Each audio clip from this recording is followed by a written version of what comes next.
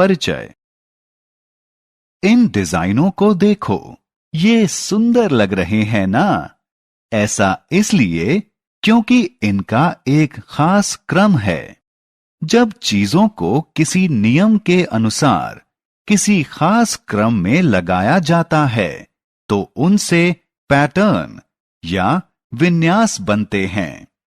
आइए विन्यासों के बारे में और जानें।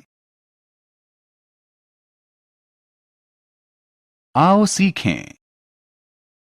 पैटर्न के बारे में जानना, किसी पैटर्न के बारे में बताना, आकारों और संख्याओं का इस्तेमाल करके कोई पैटर्न बनाना।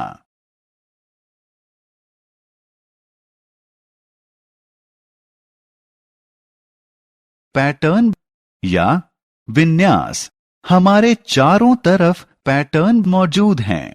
जब आप किसी खास क्रम में ताली बजाते हैं या कूदते हैं तो आप एक पैटर्न का पालन करते हैं। आज हम संख्याओं और आकारों के पैटर्न के बारे में सीखेंगे। पैटर्न आकारों और संख्याओं का एक ऐसा सेट होता है जो इसे बार बार दोहराने से बनता है। आप शीशे वाली किसी खिड़की में कोई पैटर्न देख सकते हैं। आप लोहे की ग्रिल में, फर्श की टाइलों में भी कोई पैटर्न देख सकते हैं। जरा इस पर्दे के आकारों को देखिए। यहाँ गोल चक्कर और चौकोर आकृतियां बार बार बनी हैं जो एक पैटर्न बनाती हैं।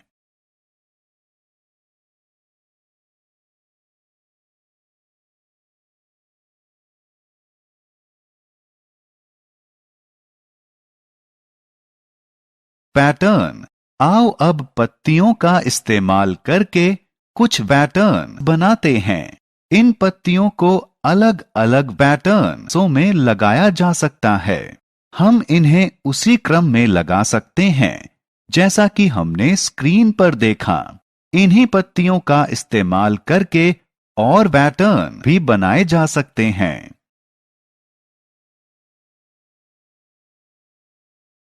संख्या पैटर्न। आइए अब संख्याओं का इस्तेमाल करके कुछ पैटर्न बनाते हैं। हम शुरुआत करेंगे 2 की टेबल यानी पहाड़े से। इस श्रृंखला को देखिए। 2, 4, 6, 8, 10, 12, 14, 16, 18, 20। ये संख्याएं इस तरह से लगाई गई हैं कि 2 संख्याओं के बीच का अंतर हमेशा 2 है। अब जरा इन संख्याओं की एक और श्रृंखला को देखिए। ये हैं 3, 8, 13, 18, 23, 28, 33। इन संख्याओं को भी इस तरह रखा गया है कि हर 2 संख्याओं के बीच का अंतर हमेशा 5 है। हमने क्या चर्चा की?